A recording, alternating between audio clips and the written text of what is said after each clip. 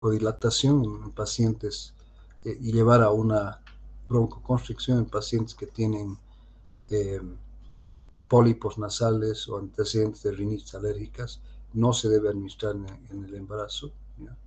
Por eso les decía, tener cuidado en los pacientes con insuficiencia renal, insuficiencia hepática y asmáticos, no utilizar en conjunto con anticoagulantes porque aumenta el riesgo de, de hemorragia, y no utilizar en niños con cuadros virales establecidos a dosis terapéuticas por, eh, eh, por varios días, porque puede dar lugar al síndrome de Rey, que vamos a ver posteriormente. El clonixinato alicin, ¿ya? La dosis son dos dosis nomás que se manejan con el clonixinato alicina, 125 y 250 miligramos. El intervalo de dosis puede ser de 6 a 8 horas, o sea, 3 a 4 veces al día. La dosis máxima diaria es de 750 miligramos.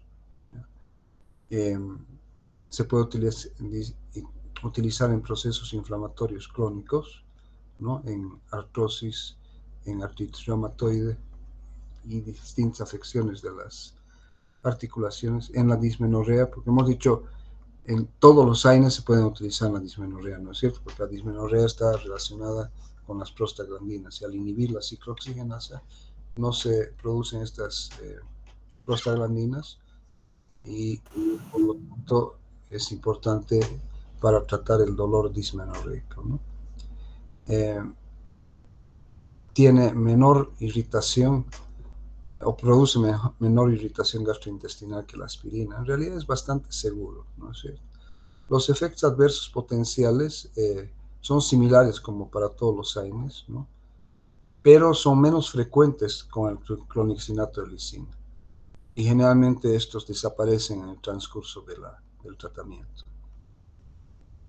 Voy a obviar el ácido mefenámico, que no se utiliza mucho, el piroxicam, que tampoco lo utilizamos mucho aquí en nuestro medio, ¿ya? Solamente recordar que el piroxicam es hermano del meloxicam, pero aquí hay un elemento que es importante considerar, que si bien el meloxicam es más selectivo para la COX-2, el piroxicam no, ¿ya? El piroxicam y el tenoxicam son, y incluyendo el meloxicam, son de vida media larga y de efecto largo. Por lo tanto, se administran generalmente una sola vez al día, ¿ya? Las dosis del piroxicam es de 10 o de 20, ¿ya? El primer día, y se puede aumentar a 40 miligramos como máximo, y después solamente es necesario 20 miligramos por día. El intervalo de dosis, cuando se administra una sola vez al día, es solamente, cuando se administran 20 miligramos ya posteriormente a las primeras dosis, es de una sola vez al día.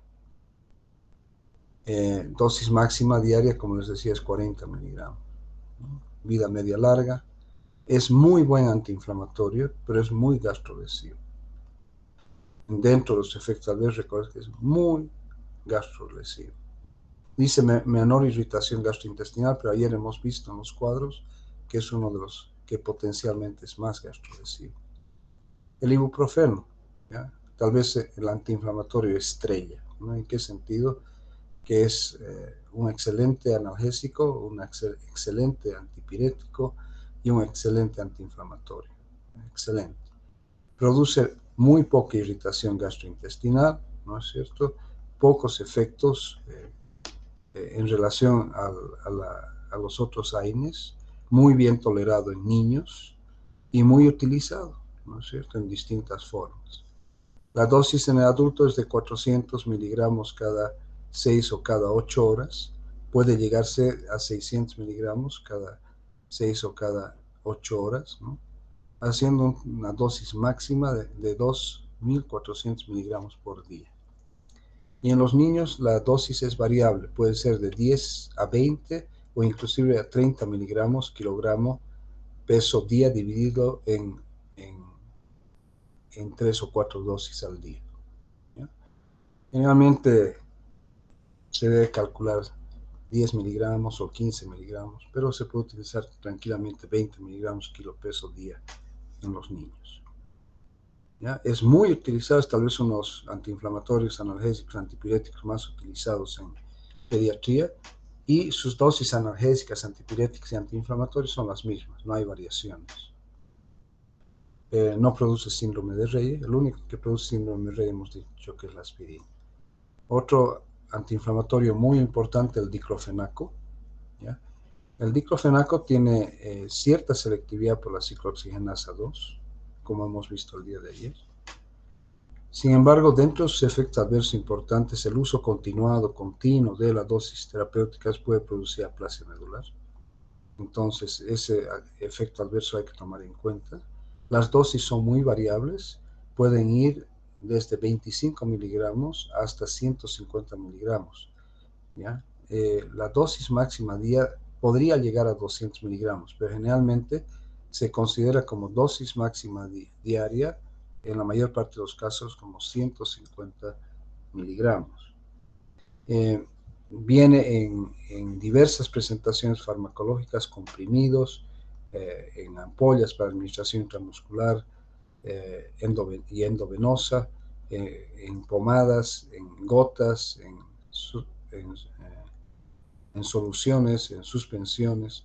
O sea, tiene una amplia variabilidad en su presentación farmacológica.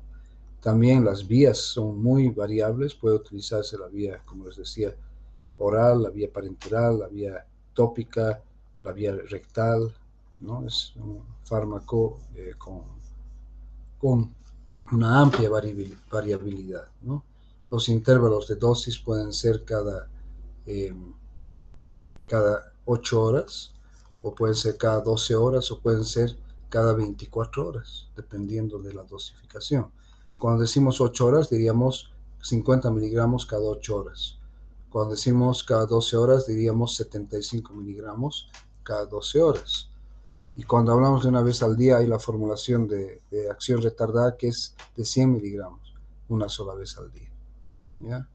Entonces, la dosis máxima que yo considero más valedera es de 150 miligramos por día, pero se puede llegar hasta 200 miligramos, ¿ya?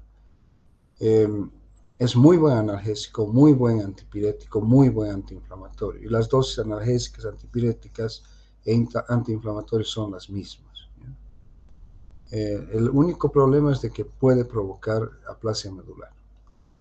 El ketoprofeno, ayer habíamos visto el ketoprofeno, que es inhibidor de la ciclooxigenasa, pero también es un inhibidor de la lipoxigenasa.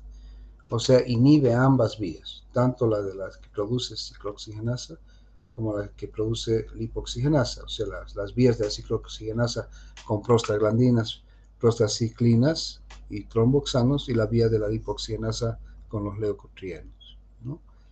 La dosificación también es variable, hay comprimidos de 50, hay comprimidos de 100 y hay comprimidos de 200 miligramos. Y también en la forma parenteral, la dosis generalmente es de 100 miligramos. La dosis máxima diaria es de 200 miligramos. Se puede administrar en intervalos de 50 miligramos cada 8 horas, 100 miligramos cada 12 horas y 200 miligramos una vez al día. Es excelente como analgésico, ¿ya? Tiene una vida media larga, ¿no? Se puede utilizar en distintas patologías. Sin embargo, tiene mayor potencialidad a producir irritación gastrointestinal. Esa es una gran desventaja del ketoprofeno. El ketorolaco es un fármaco que viene en dosis de 10, de 15, de 20, de 30 miligramos, ¿ya? El intervalo de dosificación puede ser de cada 4, cada 6 horas o cada 8 horas. La dosis máxima no viene a ser 40, sino no se debe exceder en realidad de 60 miligramos, ¿ya? Es un potente analgésico comparable con el efecto analgésico de la morfina, ya que cuando hablamos ayer de los escalones de la escalera analgésica de la OMS, nosotros decíamos de que en la escala modificada debíamos considerar los analgésicos no opioides en todos los escalones. Y este es un fármaco que es un potente analgésico con un potente efecto similar a los de los opioides, ¿ya? Y tiene la ventaja que no produce efectos adversos a nivel del sistema nervioso central como los opioides. Al ser al ser un AINE, puede tener los mismos efectos adversos que todos los AINES, ¿ya? Puede provocar mayor irritación gastrointestinal, y lo que limita, digamos, su uso es no utilizar más allá de los 5 días. O sea, el tiempo tope de utilización es de 5 días porque puede desencadenar efectos adversos cardiovasculares importantes, especialmente en pacientes o en personas mayores a los 65 años. La nimesulida es selectivo para la COX-2, la dosis 100 miligramos, puede ser cada 12 o cada 24 horas, llegando a una dosis máxima de 400. Es un potente analgésico y también es un potente antiinflamatorio. Al ser más selectivo para COX-2, tiene menor probabilidad de provocar daño gástrico, ¿ya? Y los efectos adversos son, como es un poco más, como es más selectivo para la COX-2, tiene menor tendencia a producir daño gástrico, ¿no? Y menor tendencia a producir daño renal. Entonces es un muy buen antiinflamatorio, muy buen analgésico porque es un potente analgésico. Bien, aquí es otro cuadrito que lo vamos a mirar nada más, pero aquí está también más o menos todo lo que hemos hablado, ¿ya? Lo mismo. Pero aquí entra una cosa que es importante, que son las vías de administración, ¿ya? Que ya las hemos mencionado, pero tiene este recuadro que son las contraindicaciones y las divide en relativas y absolutas. Entonces, para el paracetamol, relativas, las contraindicaciones, el alcoholismo crónico, como les dije, y la malnutrición y la insuficiencia renal, porque hemos dicho que es también potencialmente nefrotóxico. Y absolutas, enfermedad hepática severa, porque su vía de metabolización es hepática, como vamos a ver posteriormente. En relación a los otros, que son todos AINES, ¿no? Aspirina, metamizol, ibuprofeno, naproxeno, todas ellas, las contraindicaciones es pacientes con asma bronquial, con poliposis nasal, antecedentes de úlceras o hernia hiatal, antecedentes de hemorragias digestivas, hipertensión arterial, insuficiencia cardíaca que puede agravarse con el uso de ellos, hipovolemia o insuficiencia renal aguda, y la utilización con fármacos interactuantes que puedan disminuir o aumentar su efecto. Absolutas es en estos, esto de los niños es el ácido acetil salicílico, ¿ya? En niños que tienen cuadros virales, ¿no es cierto? Pero debemos tomar en cuenta que dentro de las contraindicaciones la hipersensibilidad a los AINES, la hepatopatía crónica, la insuficiencia renal crónica, hemorragia digestiva activa o heparinoterapia, ¿no? Es decir, el uso de anticoagulantes, tanto parenterales como las heparinas o los orales como la warfarina, porque el efecto antiagregante plaquetario de los AINES ahí cobra importancia porque puede potenciar el efecto anticoagulante y dar lugar a hemorragias y el sangrado activo.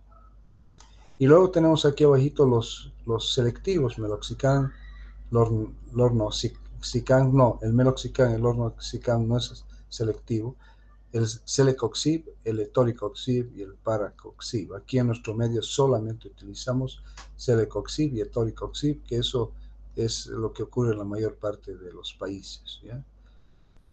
Está la dosis del celecoxib, 200 miligramos cada 24 horas, dosis máxima de 400 miligramos, y del heterocoxib de 60 miligramos en 24 horas, o una dosis máxima de 120 miligramos.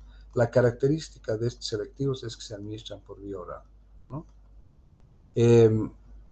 Contraindicaciones relativas, cánceres gastrointestinales, porque pueden incrementar el riesgo de hemorragia, factores de riesgo cardiovascular, y esa tal vez es una de las contraindicaciones relativas más importantes, y los anteriores, pero con menor daño gástrico y menor daño renal, ¿no es cierto? Contraindicaciones absolutas, enfermedad inflamatoria intestinal, uso de AINES en general por el riesgo de sangrado, si bien los muy selectivos como los COX-IR no inhiben la agregación plaquetaria, ¿no es cierto? Enfermedad cardíaca, especialmente en pacientes mayores a los 65 años, y todas las contraindicaciones que puede haber con los AINES. ¿Ya? Bien, ese es un cuadrito, otro cuadro aquí que solamente les voy a mostrar, ya está con lo que hemos ido hablando, ¿no? Aquí tenemos el nombre del AINE, las dosis que ya hemos visto, ¿no es cierto? Y aquí están el ácido salicílico, la aspirina, el paracetamol y el diclofenaco, que es lo que me interesa. ¿Ya? Y la indometacina que hemos dicho que solamente se utiliza en la gota aguda y en la persistencia del conducto arterioso. ¿Ya? Las dosis, en este caso, son de 2 a 50 miligramos, 2 a 4 veces al día, y luego podemos incrementar la misma de 25 a 50 miligramos por semana, o sea, por cada semana de tratamiento, máximo 200 miligramos al día. ¿Ya? Es un inhibidor potente de la COX-1, fíjense. Y también inhibe a los tromboxanos, a los leucotrienos, inhibe la proliferación de linfocitos T y B, y es por eso que la indometacina es parte del tratamiento de la gota aguda. Puede provocar efectos adversos muy importantes a nivel gastrointestinal, hasta en 50% de los pacientes. ¿Ya? Entonces vamos a, insisto, las indicaciones hoy en día para indometacina, persistencia del conducto arterioso y la gota aguda. Puede ser una alternativa de tratamiento en algunas enfermedades articulares de tipo inmune, como es la artritis reumatoide, cuando el tratamiento con otros AINES no ha funcionado, pero además puede provocar aplasia medular, por lo tanto la indometacina solamente utilizarla en ese caso. Y aquí está el diclofenaco, ¿no? Que se utiliza en todo tipo de dolor, menos de víscera hueca, ¿no? Dolores agudos, postoperatorios, migrañas, cefaleas, dolores musculoesqueléticos, dismenorrea, etcétera, etcétera, ¿no? Es un excelente analgésico, un excelente antipirético, un excelente antiinflamatorio, ¿no? Y puede utilizarse para dolores leves, medios y severos, ¿no? Bien. Otro cuadro, ¿no? Donde aquí está nuevamente repitiéndose, ¿ya? Eso es lo que yo les decía antes. Aquí lo importante son los que yo vaya indicando. Yo estoy indicando en la clase teórica ciertos fármacos y manejando dosis. Y si ustedes se ven, hemos ido haciéndolo repetitivamente. Dosis del paracetamol en niños, 10 a 15 miligramos, kilogramo peso, dosis cada 8 cada 6 horas. Viene en forma de gotas, ¿ya? En forma de suspensión, en forma de supositorio y en forma de comprimidos. Estos son los comprimidos de 80, 160, 500 miligramos. Las gotas, 2 a 3 gotas por kilogramo de peso multiplicado. ¿Ya? Hay 1 mililitro o 20 gotas en 100 miligramos. O sea, 1 mililitro o 20 gotas hacen 100 miligramos del paracetamol. ¿Ya? Hemos dicho no superar los 4 gramos al día. Puede provocar daño hepático, puede llevar a necrosis fulminante, necrosis hepática fulminante. Contraindicaciones, hipersensibilidad. El ibuprofeno, hemos dicho que sus dosis, aquí dice 5 a 10, puede ir, hemos dicho, de 10 a 30 miligramos, kilo peso dosis, con un promedio entre 15 a 20 miligramos en los niños. ¿Ya? En el adulto, de 400 a 600 miligramos cada 8 horas. Dosis máxima en el adulto, 2400. ¿No es cierto? Entonces hay suspensiones que vienen con 100, con 200 e inclusive con 400 por cada 5 ml. Y los comprimidos que generalmente vienen del ibuprofeno de 200, de 400 y de 600 miligramos. Pocos efectos gastrointestinales. En general los AINES no se deben utilizar en menores de 6 meses, ¿ya? En general. Inclusive en algunas literaturas dicen no utilizar AINES en niños menores de 1 año porque puede dar lugar a proteinuria, ¿no? Entonces, el uso es cuando sea necesario. El diclofenaco, la dosis es de 1 a 3 miligramos kilogramo día, dividido y fraccionado en cada 8 horas o cada 12 horas, ¿de acuerdo? Para niños hay comprimidos de 25 y 50 miligramos. Las gotas tienen 15 miligramos por cada ml. Hay supositorios de 12,5 miligramos para niños que pesan más de 10 o niños de 10 a 15 kilos, ¿no? Los RAMs y precauciones, igual que los AINES, trastornos gastrointestinales, cefaleas, mareos, y este puede producir aplasia medular.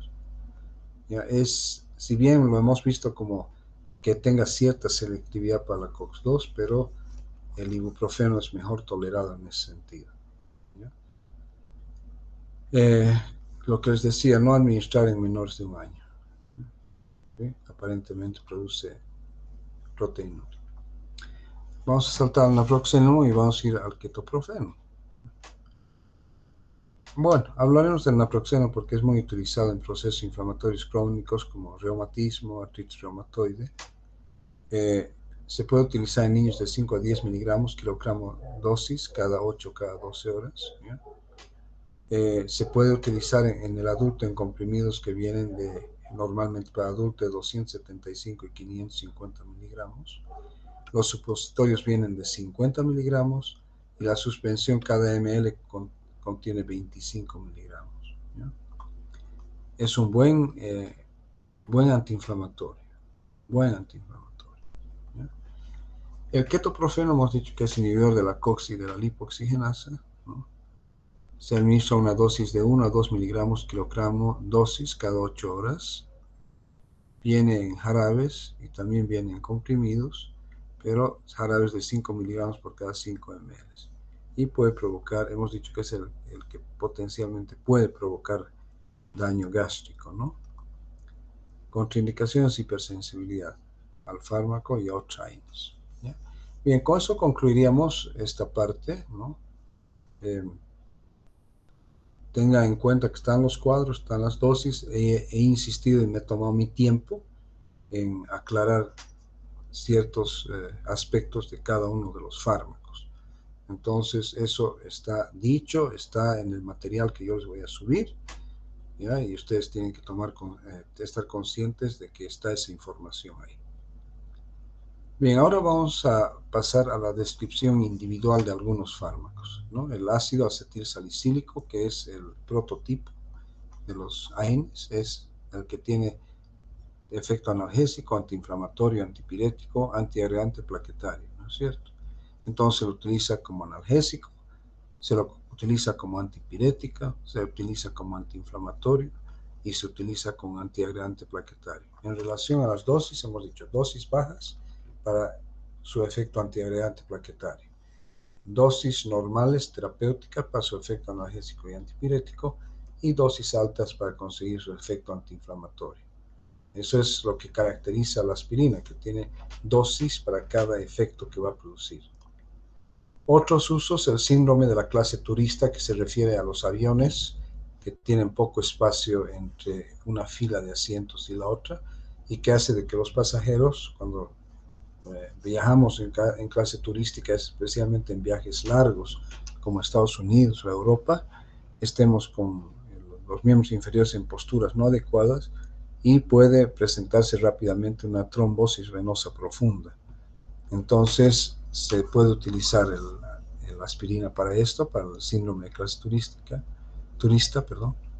Prevención de accidentes cerebrovasculares de tipo isquémico, en trasplante de órganos, en la enfermedad de Alzheimer, en la retinopatía diabética, en pacientes con abortos repetitivos por el síndrome antifosfolipídico, neuroprotección en el infarto cerebral, porque hemos dicho de que impide que haya una isquemia cerebral, en la angina inestable, que puede desencadenar en un infarto del miocardio, y hemos visto en la prevención y en el tratamiento del tromboembolismo, ¿ya? Prevención y tratamiento del tromboembolismo, es importante. Entonces fíjense que tiene muchos usos y cada vez se descubren muchos usos. Inclusive hay un uso que dice que es importante el uso de la aspirina en forma diaria, sería importante para prevenir el cáncer de colon. Entonces, cada vez se le encuentran otras indicaciones a la aspirina, ¿no? Recordad que el efecto que produce a nivel de la COX es un efecto inhibitorio irreversible, con dosis repetidas por encima de 30 miligramos día. Este efecto inhibitorio irreversible dura de 8 a 12 días, que es el tiempo necesario para el recambio plaquetario, es decir, que se vuelva a formar la plaqueta, ¿no? Este efecto se da en la circulación portal antes de que el ácido acetilsalicílico sufra una desacetilación a salicilato. Entonces ya ocurre como un efecto del fármaco ya en la circulación portal. La dosis máxima diaria en adultos y niños mayores de 12 años es de 3 a 4 gramos, que son las dosis, digamos, más que todo, especialmente 4 gramos diarios, es la dosis antiinflamatoria. Y en los niños la dosis de 15 a 20 miligramos kilogramo dosis. Se puede incrementar inclusive de 40 a 80 miligramos kilogramo día, pero dividido o fraccionado en dosis, en 3 o 4 dosis, ¿ya? Pero estas son las dosis de referencia en niños. En niños siempre hay que calcular la dosis en función al peso del niño. En adultos, antipirético y analgésico de 300 a 1000 miligramos en 3 o 4 tomas según el cuadro clínico, no excediendo los 4 gramos. Como antiinflamatorio, 1000 miligramos cada 6 o cada 8 horas. Entonces estaríamos hablando de 3 a 4 gramos, ¿no es cierto?, como efecto antiinflamatorio. Pero en los procesos reumáticos agudos se puede administrar directamente 4 gramos por día. Y como habíamos mencionado, como antiagregante plaquetario y antitrombótico es suficiente de 80 a 100, lo que es habitual, pero puede ir desde una dosis tan baja de 30 como a una dosis un poco más alta de 300. ¿Ya? ¿Sí? ¿No es cierto? Bien. Efectos adversos gastrointestinales. A dosis normales, los efectos adversos a nivel gastrointestinal se presentan en un 2 al 10% de los pacientes. Con dosis de 3,6 gramos por día aumenta a 10 a 30% de los pacientes, ¿no? Y en dosis mayores a los 3,6 gramos, o sea, hasta 3,6 gramos, en 10 a 30% de los pacientes, y a dosis mayores de 3,6 gramos por día, 4 o más, se presentan los efectos adversos gastrointestinales en el 30 a 90% de los pacientes. Esto obviamente es cuando se administra estas dosis durante varios días, ¿no es cierto?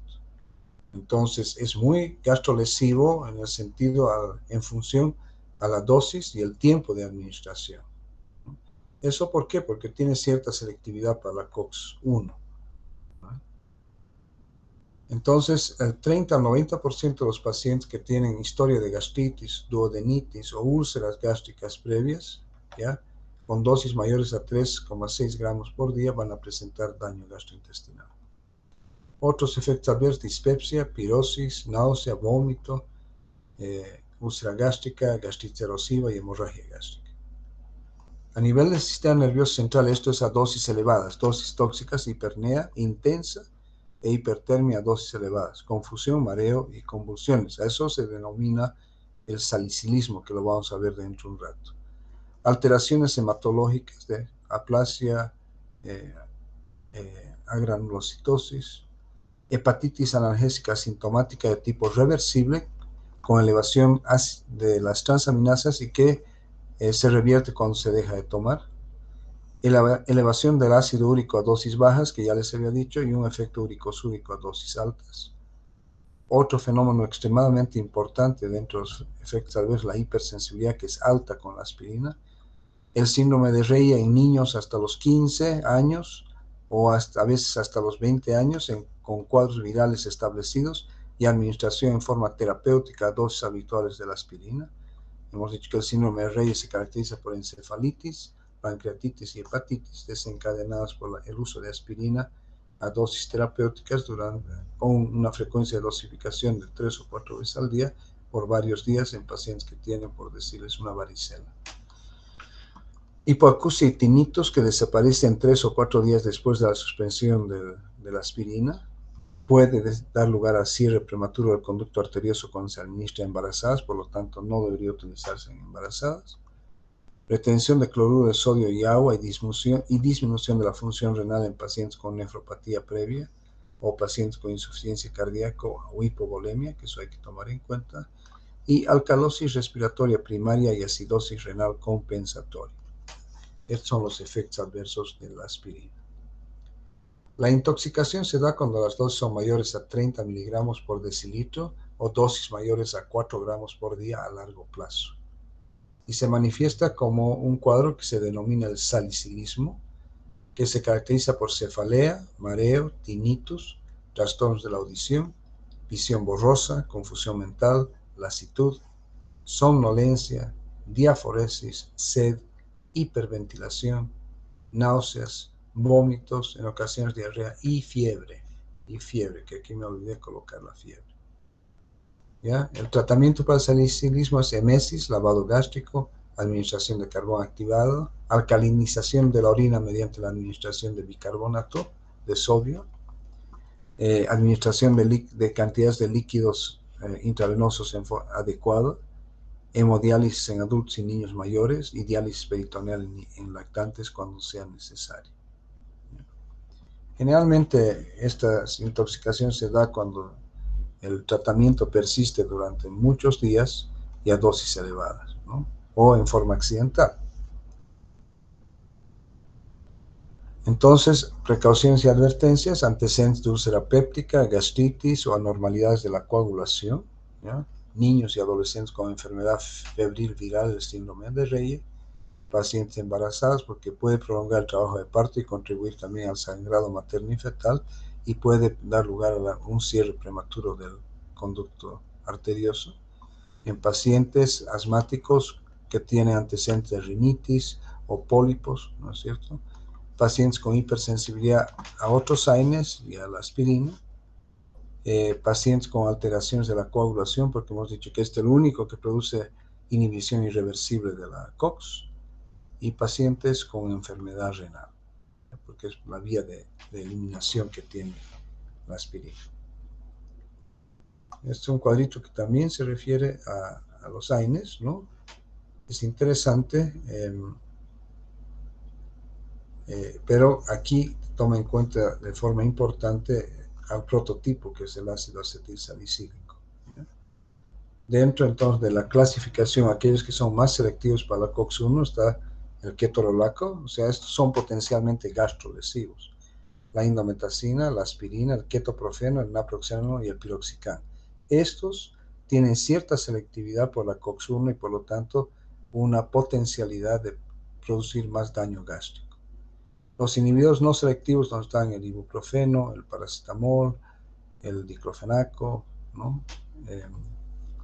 Son fármacos que no producen este daño, potencialmente este daño, y el paracetamol que no es antiinflamatorio y por lo tanto no produce daño gástrico, pero puede provocar daño renal. Y los selectivos para la COX-2, meloxicam, el metamizol, el diclofenaco, nuevamente se menciona aquí el diclofenaco, la nimesulida, el celecoxib, el etoricoxib, ¿no es cierto? Fíjense que los selectivos COX-1 se administran por vía oral, ¿ya? Y también los no selectivos y los inhibidores de la COX, ¿no? Se distribuyen unidos a proteínas, el metabolismo de prácticamente todos ellos es hepático y su excreción es renal, ¿ya? ¿Cómo actúan? Mediante inhibición irreversible de la COX, ¿no es cierto? Recordar que la COX-1 es constitutiva en la mayor parte de las células y de los tejidos. Es fuente de prostanoides citoprotectores, o sea, para funciones de mantenimiento de la función de los órganos y sistemas orgánicos, muy importante para la protección de la mucosa gástrica a través de la secreción de moco y de bicarbonato. Y la COX-2, que hemos dicho que es inductiva, que es importante para la formación de prostanoides relacionados con la inflamación y el dolor. Bien, efectos adversos: tubo digestivo, dolor abdominal, náuseas, diarrea, anorexia, úlceras, erosiones gástricas. A nivel de las plaquetas, inhibición de la agregación plaquetaria y por lo tanto incremento del riesgo de hemorragias. A nivel renal, retención de sal y agua, edema, deterioro de la función renal, que hemos dicho que es reversible, pero también puede provocar deterioro de la función cardíaca en pacientes con insuficiencia cardíaca o cirrosis, ¿no? Inhiben la eficacia de los fármacos antihipertensivos y diuréticos, que eso hay que tomar en cuenta. Todos los AINES pueden interactuar disminuyendo el efecto antihipertensivo de los antihipertensivos utilizados en pacientes con hipertensión. A nivel cardiovascular pueden provocar un cierre del conducto arterioso prematuro, pueden dar lugar a infarto de miocardio, los de selectivos para la COX-2, ¿ya? Están aquí, ¿ya? Apoplejía y trombosis, ¿no? Estos, los selectivos.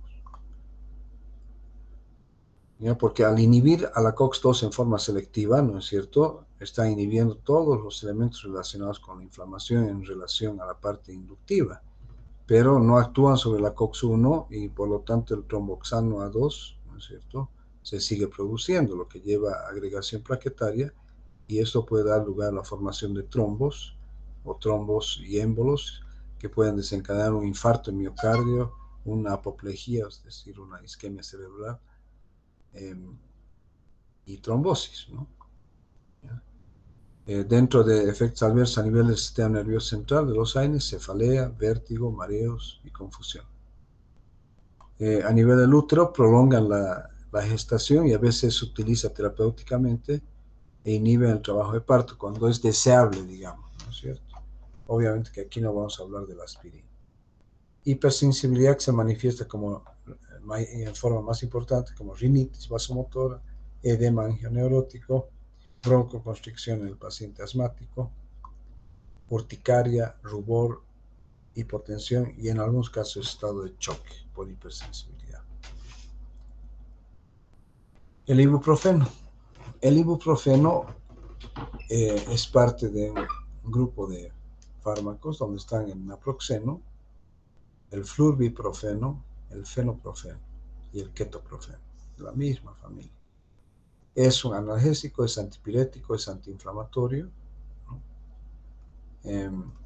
Tiene efecto antiagregante plaquetario, pero no terapéuticamente, ¿no?, sino importante desde el punto de vista de la interacción en pacientes que están utilizando anticoagulantes, ¿ya? Es un inhibidor de la ciclooxigenasa. Se utiliza para el tratamiento del dolor, la fiebre, la artritis goutosa aguda, las tendinitis, las bursitis, lesiones deportivas del aparato musculoesquelético, traumatismos diversos, en el tratamiento de la cefalea migrañosa, de la dismenorrea. Cualquier AINE puede utilizarse para dismenorrea primaria, lumbago y lumbalgia. Y tratamiento sintomático de artritis reumatoide, artrosis, espondilitis anquilosante. Muy buen fármaco, muy bien tolerado, muy utilizado en pediatría, ¿no?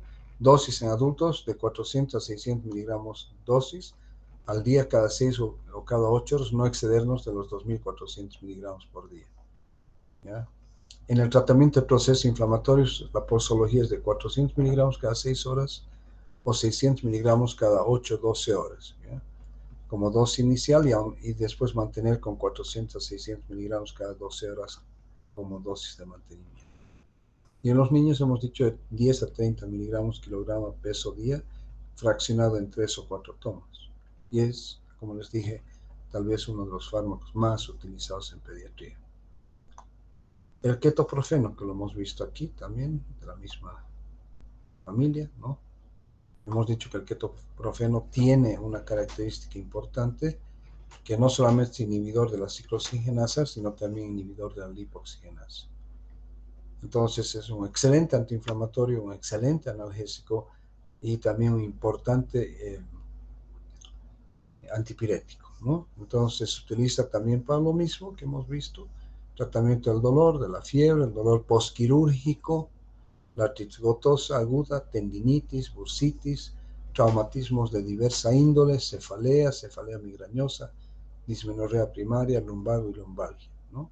Y también como tratamiento sintomático de la artritis reumatoide, de las artrosis y de la espondilitis anquilosante.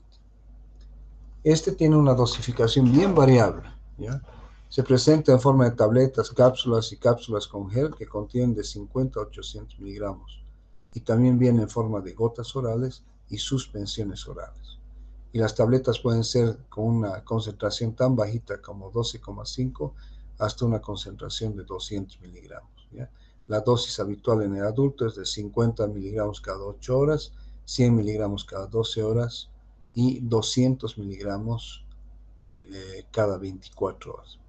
La dosis de 150 miligramos no es muy habitual, pero también se podría utilizar una vez al día.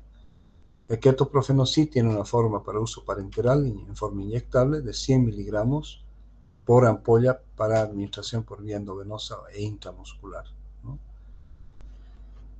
Las dosis en niños mayores de 2 años y hasta los 14 años, la vía oral 0,5 miligramos por kilogramo de peso cada 6 a 8 horas y una dosis máxima en niños de 2 miligramos kilogramo día. Y en adultos puede ser 50 cada 8 horas, 75 cada 12, 100 miligramos cada 12 o cada 12 y 200 miligramos cada 24 horas por vía oral. Y también se puede administrar de 100 miligramos cada 12 o cada 24 horas por vía parenteral, que es en lo que vienen las ampollas con ketoprofeno. El diclofenaco. El diclofenaco es un analgésico, también antipirético, antiinflamatorio importante, hemos dicho.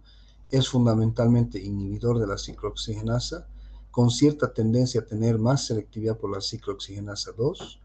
Al igual que los otros, también tratamiento del dolor de diversa índole, de la fiebre, el dolor postquirúrgico, la artritis gotosa aguda, las tendinitis, bursitis, lesiones deportivas, traumatismos diversos, cefalea migrañosa, dismenorrea primaria, lumbago y lumbalgia, al igual que los otros. Y tratamiento sintomático, porque ningún antiinflamatorio no esteroideo, ¿no? Ningún antiinflamatorio no esteroideo produce reversión del daño tisular. No hay nada que revierta el daño tisular provocado, digamos, en la artrosis o en la espondilitis o en la artritis reumatoide, ¿ya? La dosis hemos dicho que es bien variable. En adultos, 50 cada 8, 75 cada 12, 100 una vez al día, con una dosis máxima diaria de 150 miligramos por día. Y en niños, fíjense que esto es muy importante, de 0,5 a 3 miligramos kilogramo día, es bajito, fíjense, 0,5 a 3 miligramos kilogramo día, en 2 a 3 dosis y 4 dosis como máximo. Y un esquema de tratamiento en niños de 1 a 12 años, 0,5 a 3 miligramos kilogramo día, repartidos en 2 a 4 dosis, máximo de 150 miligramos al día. Y en mayores de 12 años, la dosis inicial se administra 50 miligramos cada 8 o cada 12 horas, casi igual que en el adulto, y la dosis de mantenimiento 50 miligramos cada 12 horas. O también todos estos que estamos viendo se pueden administrar una sola vez al día. O una vez cuando uno trata de un dolor de, por ejemplo, una cefalea, te tomas un comprimido de ibuprofeno, uno de diclofenaco, uno de ketoprofeno y consigues su efecto terapéutico y ya no hay necesidad de tomarlo más, ¿no es cierto? Las reacciones adversas producidas por el diclofenaco son similares a las de los AINES, ¿no? Pero este puede dar lugar a un aumento temporal de las transaminasas a nivel hepático, que generalmente suele ser reversible, aunque en algunos casos cuando esto no se revierte es necesario suspender el tratamiento. Bien, AINES más selectivos para la COX-2. Aquí tenemos un enfermo, ¿no es cierto? Entonces, clasificación según la selectividad para la COX, ¿bien? Inhibidores selectivos de la COX-1 es el ácido acetil salicílico a bajas dosis. Inhibidores no selectivos, es decir, que actúan tanto sobre COX-1 como COX-2, está también el ácido acetil salicílico a dosis más altas, la indometacina, el piroxicam, el tenoxicam. el naproxeno, el ketoprofeno, el ibuprofeno, el diclofenaco. Y los preferenciales, inhibidores preferenciales de COX-2, preferenciales, meloxicam, nimesulida y etodolaco. Aquí en nuestro medio tenemos meloxicam y nimesulida. No he visto etodolaco, ¿no? No sé, de repente ahí no he visto. Y los inhibidores selectivos de la COX-2, los COX-IBs, de los que en nuestro medio los que vamos a manejar es el celecoxib y el etoricoxib. Ya el rofecoxib y el valdecoxib han sido ya retirados del mercado por sus efectos cardiovasculares. ¿Ya? Bien, dentro de los más selectivos para la COX-2, o sea, de preferencia en la COX-2 está el meloxicam, que es parte de este grupo de fármacos, pero que sin embargo tiene una alta incidencia de gastrolesividad, como es el piroxicam, el tenoxicam y el ornoxicam. Todos estos se administran una sola vez al día, porque su vida media es larga. Entonces, el meloxicam es un importante analgésico, un importante antipirético y es muy importante como antiinflamatorio, pero también como analgésico. ¿Ya? Pertenece a los inhibidores de la ciclooxigenasa de forma más selectiva. Se utiliza para el tratamiento del dolor, la fiebre, el dolor postquirúrgico, la artritis gotosa aguda, tendinitis, bursitis, lesiones deportivas, traumatismos diversos, cefalea, cefalea migrañosa, dismenorrea primaria, lumbago y lumbalgia. ¿Ya? Y tratamiento sintomático de la artritis reumatoide, de la artrosis y de la espondilitis anquilosante. Y lo que les decía, una sola dosis diaria porque tienen una vida media de eliminación larga. ¿Ya? Bien, entonces aquí está el meloxicam, lo que hemos dicho, más selectivo. Se utiliza para lo que hemos mencionado. Es muy eficaz con pocos efectos adversos y tiene una característica el meloxicam, a diferencia de tal vez otros AINES, que se acumula en el líquido sinovial, especialmente cuando hablamos de procesos inflamatorios agudos o crónicos de la rodilla. Entonces se acumula en el líquido sinovial ejerciendo su efecto antiinflamatorio y se manejan solamente dos dosis, 7.5 a 15 miligramos por día, nada más. En adultos normalmente es manejar 15 miligramos una sola vez al día, pero se puede utilizar también 7.5 miligramos. La nabumetona es un profármaco que se convierte en el hígado en varios metabolitos, y entre ellos está el ácido 6-metoxi-2-naftilacético, que es un potente inhibidor de las ciclooxigenasas y fundamentalmente la ciclooxigenasa 2. De ahí que ya podemos inferir que la nabumetona es un importante antiinflamatorio, ¿ya? Y además es un importante analgésico, ya que la eficacia analgésica de la misma parece que es algo superior inclusive a la del diclofenaco, del naproxeno o del piroxicam, pero fíjense que el diclofenaco se puede administrar por vía endovenosa en agoteo para el tratamiento del dolor postquirúrgico que puede ser severo. ¿Ya? La nabumetona, sin embargo, se administra solamente por vía oral. Las tabletas vienen de 500 y 750 miligramos y la dosis va de 1 a 2 gramos por día. De 1 a 2 veces por día. Quiere decir que en el caso de la nabumetona se debe administrar una dosis cada 12 horas. La nimesulida, ya la hemos visto, es otro AINE que es más selectivo para la COX-2. No se utiliza en pediatría. Es un buen analgésico y antiinflamatorio y también un buen antipirético. Entonces tiene tres características, ¿no? Analgésico, antiinflamatorio y antipirético, y le falta, obviamente tiene su efecto antiagregante plaquetario, pero que no es importante terapéuticamente hablando y más desde el punto de vista de toxicidad. La dosis es de 100 o 200 miligramos una sola vez al día.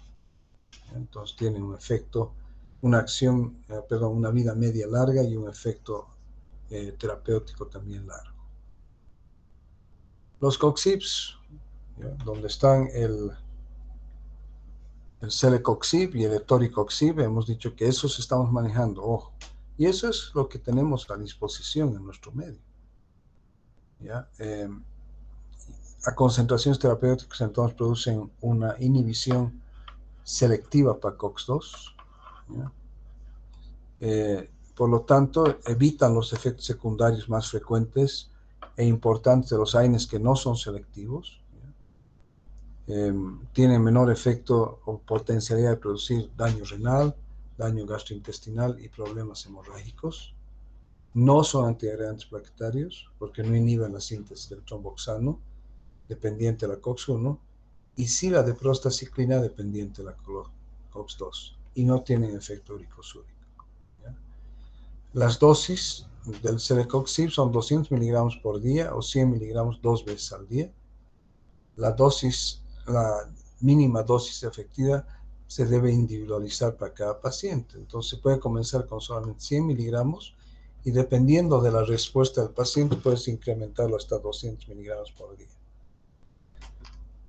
Eso es el celecoxib. En cambio, en el caso del etoricoxib son de 30 a 60 miligramos 2 veces al día.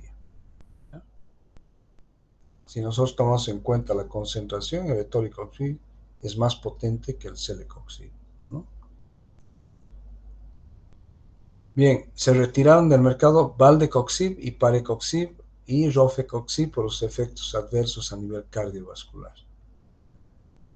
¿Cuáles son los efectos adversos más frecuentes de los AINES selectivos para COX-2? Exantema, dolor abdominal, diarrea, dispepsia y flatulencia, osteitis alveolar a nivel de los dientes, mareo e insomnio, faringitis, rinitis y sinusitis e infección del tracto respiratorio superior y edemas. Esos son los más frecuentes. Fíjense de que no son angelitos, ¿no? Tienen la potencialidad de producir todos estos efectos: exantema, dolor abdominal, diarrea, dispepsia, flatulencia, osteitis alveolar, mareo, insomnio, faringitis, rinitis, sinusitis e infección, facilitar la infección del tracto respiratorio superior. Menos frecuentes efectos adversos severos como cardiovasculares, como infarto agudo de miocardio. ¿Por qué? Porque hemos dicho, si bien inhiben selectivamente a la COX-2, el tromboxano A2 se sigue produciendo a su mismo ritmo, ¿no es cierto? Y eso puede dar lugar a trombosis y tromboembolismo, ¿no? Puede provocar efectos adversos importantes que pueden ser mortales, como el síndrome de Stevens-Johnson, la necrólisis epidérmica tóxica, pueden llevar a la muerte al paciente, el eritema multiforme, la dermatitis exfoliativa y puede inclusive dar lugar a anafilaxia y angioedema. Y en este caso, sí, estos COX-IBs, si es que el paciente ha presentado hipersensibilidad a la aspirina, entonces es probable que también presente hipersensibilidad a los otros AINES, ¿no? Bien, esto es una cosa que yo he añadido recién el día de ayer y lo he incluido en este slide porque me parece importante y en relación a los efectos adversos cardiovasculares de los AINES, ¿ya? Y dice, los AINES selectivos de COX-2 se desarrollaron para mejorar la seguridad gastrointestinal y de cierta manera también la renal. Sin embargo, los estudios clínicos con celecoxib, valdecoxib y rofecoxib, estos dos últimos retirados del comercio, revelaron un incremento en la incidencia de infarto de miocardio, de apoplejía y de trombosis, ¿no? Justamente por dejar libre la vía del tromboxano A2. Entonces, los inhibidores de la COX-2 disminuyeron la formación de prostaciclinas, pero no inhibieron la formación de tromboxanos A2, catalizados por la COX-1. La prostaciclina I2 inhibe la agregación plaquetaria y reduce el efecto protrombótico y el estímulo aterogénico inducido por la tromboxano A2. Pero no se olviden de que estos van a inhibir selectivamente la COX-2 y van a dejar libre a la COX-1 para que siga produciendo el tromboxano A2, ¿no es cierto? Y eso puede dar lugar a los efectos adversos. Entonces, los efectos adversos sobre la presión arterial, sobre la función renal y renovascular, debemos mencionar que los AINES y los inhibidores de la COX-2 se han asociado con eventos adversos renales y renovasculares.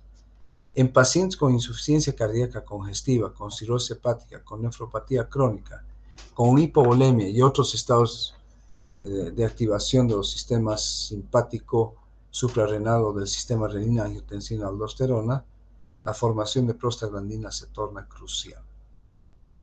Entonces, los efectos adversos en estos niveles se pueden producir justamente por la inhibición de la COX-2 y no la inhibición de la COX-1. Contraindicaciones: alergia a las sulfonamidas o salicilatos, porque son derivados de las sulfonas y de las sulfonamidas. Pacientes con antecedentes de asma, rinitis aguda, pólipos nasales, edema neurótico, urticaria u otras reacciones de tipo alérgico. AINES, el uso de AINES, úlcera péptica activa o hemorragia gastrointestinal, enfermedad inflamatoria intestinal, insuficiencia cardíaca grave por la posible retención de líquidos y edemas, e insuficiencia hepática grave o insuficiencia renal grave. En pacientes con insuficiencia cardíaca crónica, el uso de AINES en general empeora la función cardíaca y también influye en el control de la presión arterial, pudiendo dar lugar a una elevación de la presión arterial. ¿Ya? Bien, el paracetamol o acetaminofeno, un 4% se metaboliza por la citocromo P450, que es importante, dando lugar a un metabolito intermedio reactivo que se conoce con el nombre de N-acetil benzoquinona, imina. ¿Ya? Ese es el nombre del intermedio reactivo, el metabolito intermedio reactivo. N-acetil benzoquinona, imina, que a dosis terapéutica se detoxifica rápidamente por el glutatión reducido y se elimina en la orina después de la conjugación con cisteína y con ácido mercaptúrico. Esto es importante. Tiene un sistema de metabolización del acetaminofeno que es saturable. Entonces tiene un ritmo de eliminación del fármaco a través del metabolismo, ¿no es cierto? Pero es saturable. Entonces, cuando se excede la dosis terapéutica, puede dar lugar a un efecto fatal con necrosis hepática fulminante.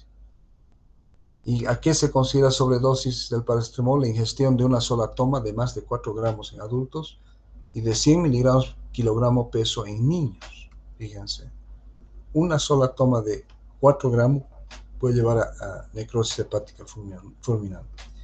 Y dosis de 20 a 25 gramos son obviamente potencialmente fatales. ¿Cuál es el tratamiento para la intoxicación por paracetamol? Esto tienen que acordarse. Es la N-acetilcisteína, que es un mucolítico, que es el único antídoto para la intoxicación por paracetamol, que se administra por vía oral o endovenosa durante 1 o más días, de preferencia dentro de las 8 horas de producir la intoxicación, que en este caso daría una efectividad del 100% de reversión del cuadro tóxico a nivel hepático. Pero lo ideal es, obviamente, administrarlo dentro de las primeras 8 horas de producir la intoxicación. Efectos secundarios: puede dar lugar a erupciones del paracetamol, erupciones exantemáticas, urticaria, fiebre, pancreatitis en caso de sobredosis, ¿no? Piuria estéril, efectos adversos renales, hemos dicho que también es potencialmente nefrotóxico. Alteraciones sanguíneas como trombocitopenia, leucopenia, pancitopenia, neutropenia, agranulocitosis, ictericia e incremento de los valores o de las cantidades de transaminasas. Otro efecto adverso puede ser la cefalea y la anemia hemolítica en pacientes que presentan una deficiencia de glucosa 6-fosfato deshidrogenasa. ¿Ya?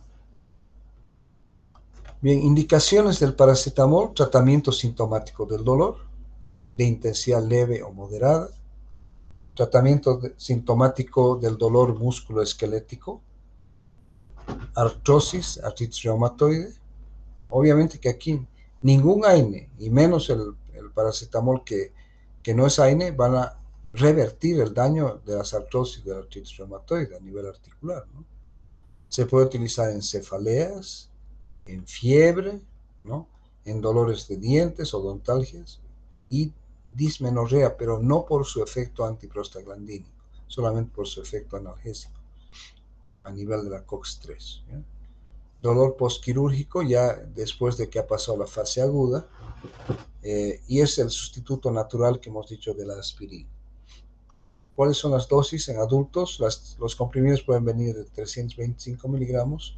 Habitualmente en nuestro medio tenemos comprimidos de 500 miligramos. Es lo habitual del paracetamol. Pero pueden venir presentaciones de 325 hasta 600 miligramos que se puede administrar cada 4 a 6 horas, o 1000 miligramos cada 6 a 8 horas, hasta un máximo, esta es nuestra dosis máxima diaria, de 4 gramos al día, ¿ya? En niños, la dosis ya la habíamos visto, 10 a 15 miligramos kilogramo dosis cada 6 o cada 8 horas, con un máximo de 40 a 60 miligramos por día. Y las suspensiones que contienen acetaminofeno para niños vienen de 100, de 200 miligramos por cada 5 ml. Entonces, siempre calcular el peso. En niños con menor peso vamos a utilizar una suspensión de 100 miligramos. Y en niños con mayor peso, o sea, más grandes, vamos a utilizar una suspensión con una concentración de 200 miligramos por 5 ml. Y para ir concluyendo, vamos a ver los AINES con efecto analgésico. Y aquí hemos dicho que los AINES pueden ser analgésicos, antipiréticos, antiinflamatorios y antiagregantes plaquetarios. Hemos quedado que el único que se usa como antiagregante plaquetario es la aspirina, ¿ya? Pero dentro de eso, de los AINES, de las características que tienen, algunos AINES se comportan más como analgésicos y antipiréticos. Otros AINES se comportan más como antiinflamatorios. Y otros AINES son mixtos, es decir, son analgésicos o antipiréticos y antiinflamatorios a la misma dosis, con excepción de la aspirina, ¿no? Que tiene dosis que hemos visto ya establecidas para cada indicación. Entonces, el ketorolaco trometamol es un analgésico extremadamente efectivo, ¿ya? Para el manejo del dolor agudo severo, utilizado en el postoperatorio y en dolores de diversa índole y localización. Hemos visto que puede ser tan potente como la morfina, ¿ya? Aquí me he equivocado, ¿ya? Los estudios demuestran de que, el uso clínico demuestra de que el ketorolaco trometamol, desde el punto de vista analgésico, es superior a otros AINES. Entonces, este no se utiliza como antiinflamatorio, ¿ya?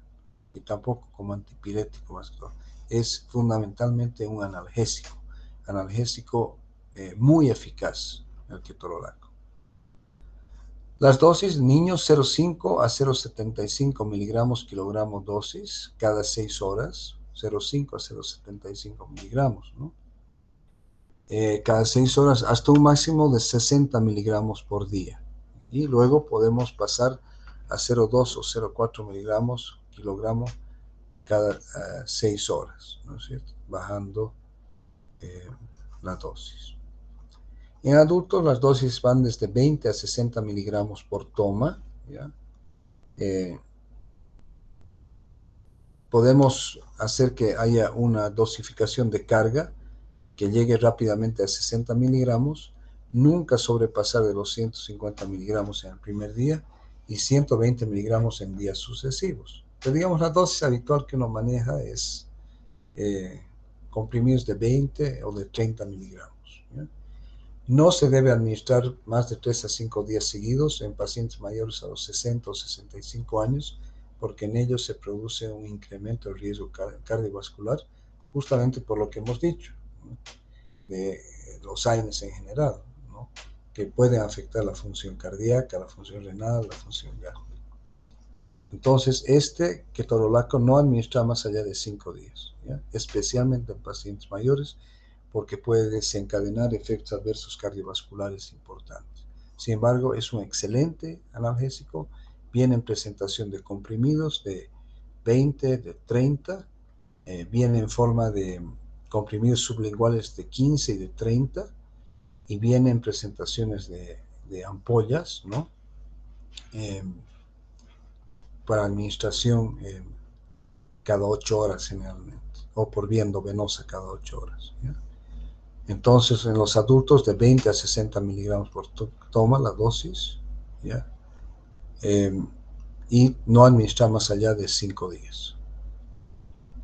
El metamisol sódico o dipirona, que hemos dicho que la dipirona magnésica o metamisol magnésico es el terapirol, ¿no? Este es sódico, ¿ya? Este es un AINE con casi nada de efecto antiinflamatorio y con mayor efecto analgésico y antipirético.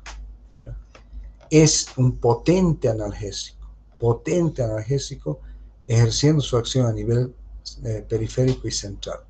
Es muy buen analgésico. Tiene, sin embargo, un efecto analgésico techo, es decir, que logra un efecto analgésico máximo, y este efecto analgésico no va a aumentar aunque se aumenten las dosis, ¿ya? Entonces, por decirles, un comprimido de 500 miligramos administrado cada 8 o cada 6 horas es suficiente como dosis máxima diaria. Aunque aumentemos la dosis, no vamos a conseguir mejorar el efecto analgésico. Indicaciones: es un analgésico, por lo tanto, dolor de intensidad leve, y es un antipirético, pero dolor de intensidad leve, moderado y severo. Hemos dicho que es la alternativa al uso inclusive de los opioides. Está indicado en cefaleas de diverso tipo, en neuralgias, en dolores reumáticos, del periodo postoperatorio o de otro origen. Muy importante y un muy buen efecto analgésico en pacientes postoperatorios.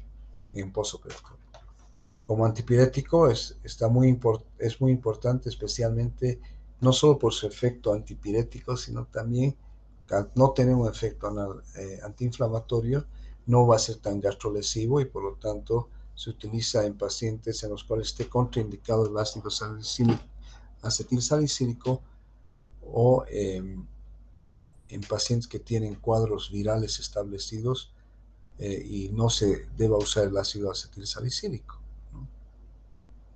Y por vía intramuscular se indica en el tratamiento del dolor de la fibra muscular lisa, por ejemplo, cólico renal. Entonces, este es un AINE que es analgésico y que además tiene efecto analgésico en víscera hueca. ¿Ya? Recordad lo que les he dicho de la dosis, ¿no? Bien, ¿cuáles son las dosis entonces? En los adultos, 500 miligramos, 1 a 3 veces al día, una dosis máxima de 3.5 gramos al día.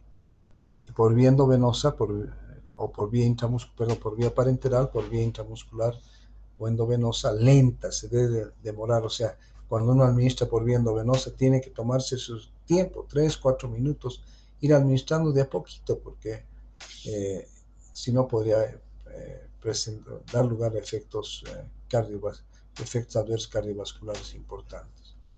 En los niños es similar al ibuprofeno, pero aunque hemos dicho que el ibuprofeno es de 10 a 30, el metamizol en niños es de 10 a 20, digamos, con un promedio de 15 miligramos kilogramo dosis. ¿Ya? ¿Cuál es la dosis en el dolor postoperatorio? Como hemos dicho, que es muy eficaz en el dolor postoperatorio en adultos, de 500 miligramos a 2 gramos, con una dosis máxima diaria de 6 gramos al día. Eso puede ser en el primer o segundo día postoperatorio. Y en niños, de 10 a 20 miligramos kilogramo dosis, 2 a 3 veces por día. ¿No?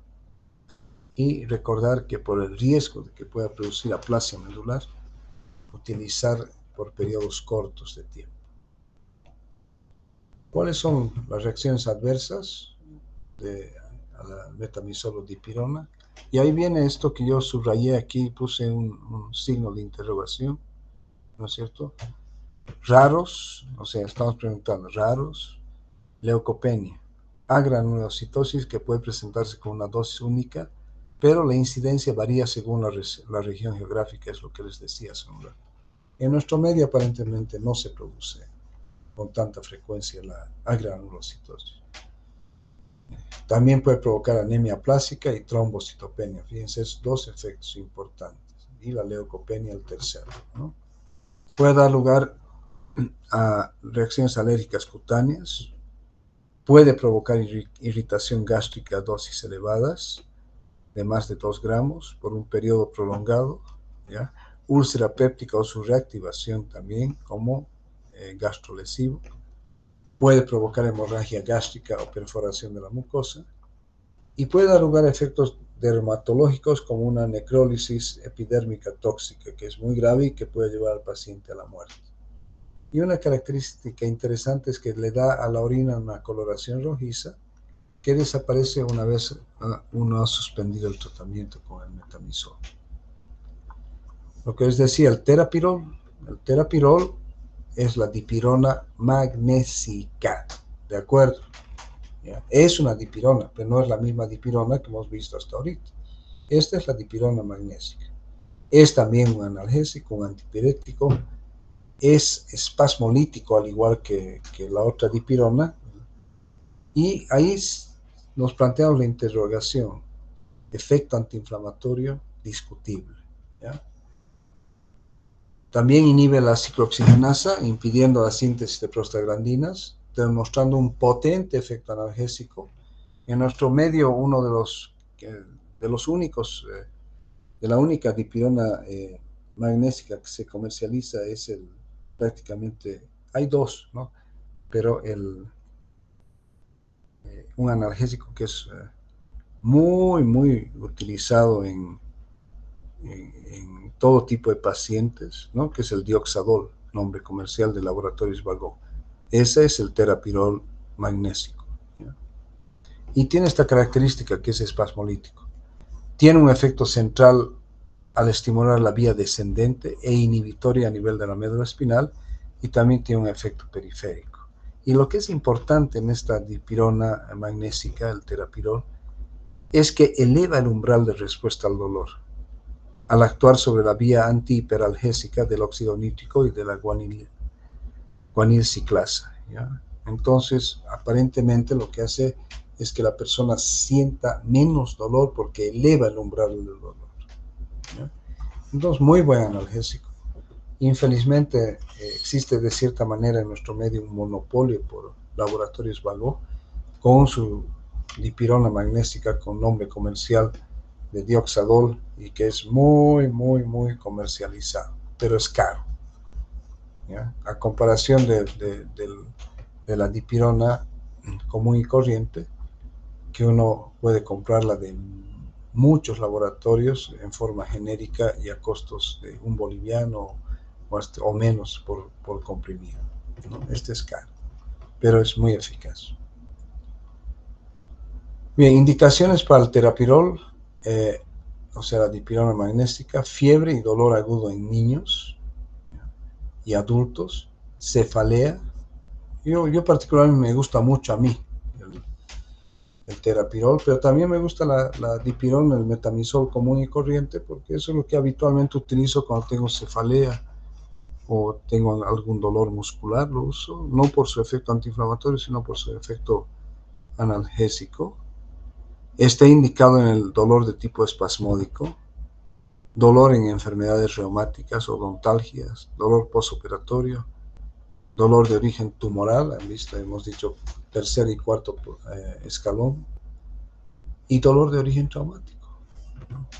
Entonces, la dipirona magnésica. Dosis de 1 a 4 gramos al día en dosis fraccionadas cada 6 horas, o en niños dosis de 25 a 50 miligramos kilo de peso por día y fraccionadas cada 6 horas.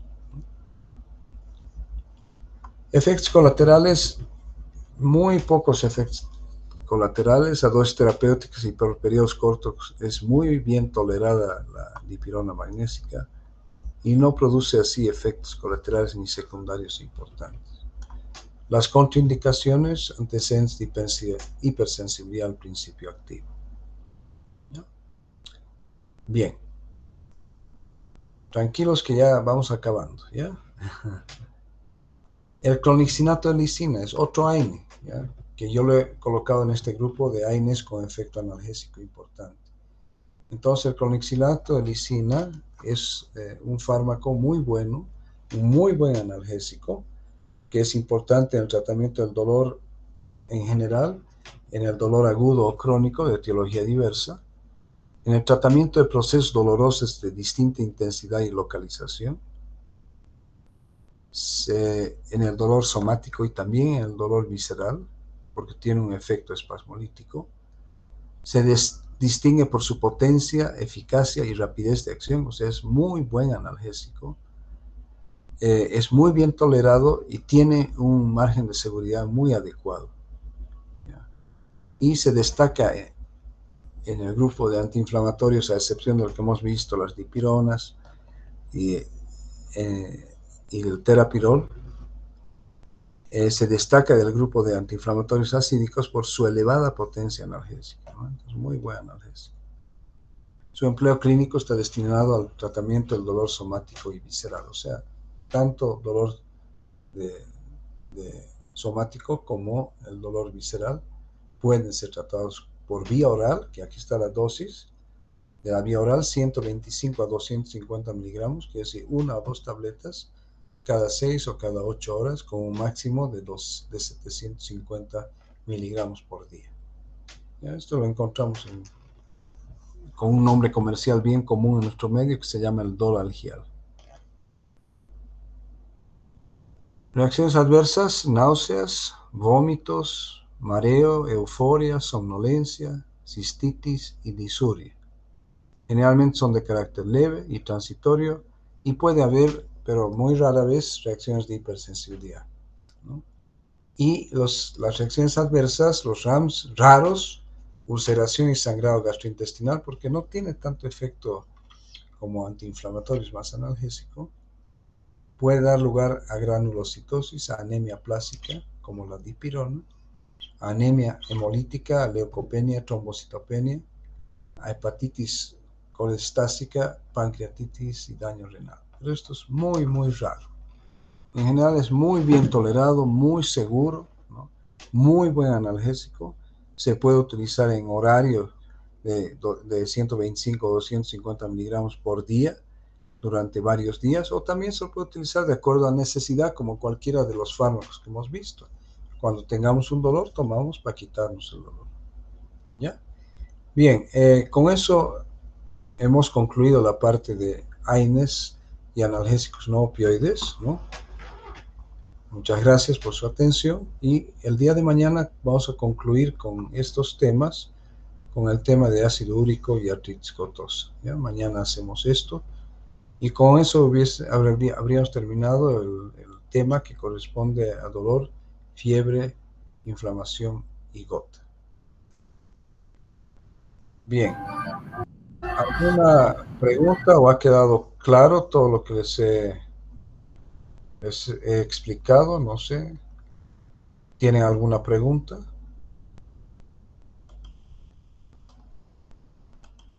¿O está todo claro? ¿Qué me dice?